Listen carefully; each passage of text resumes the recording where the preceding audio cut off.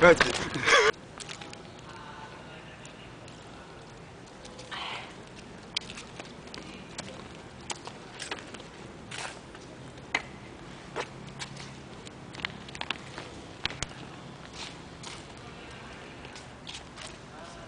Alam mo ba kung saan napupunta ang tinatapon natin basura?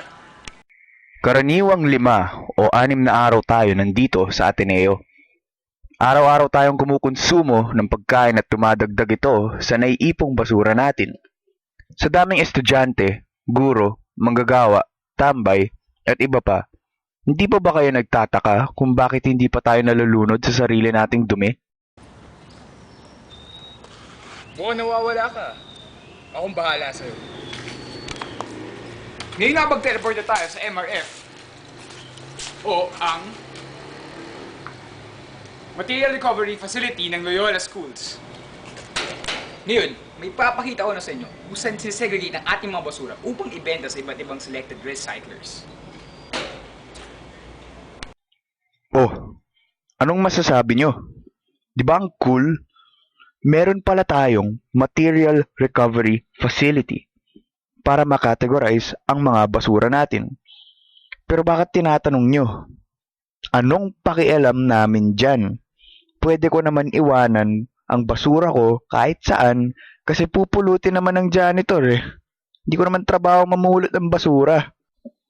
Ulol, tarantado ka pala eh. Trabaho natin lahat na panatiling isang maganda at maayos na lugar ang university natin para maging isa itong lugar na makaka-encourage sa atin para mag-aral ng mabuti. Go.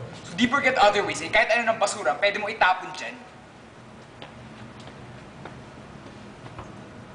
Kakasta ka bilang eh. Yeah, yeah, yeah.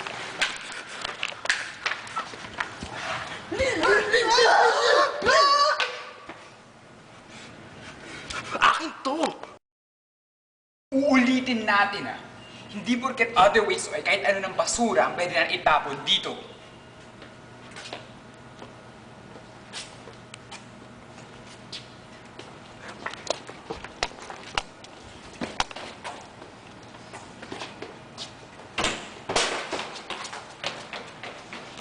Yan ang tama.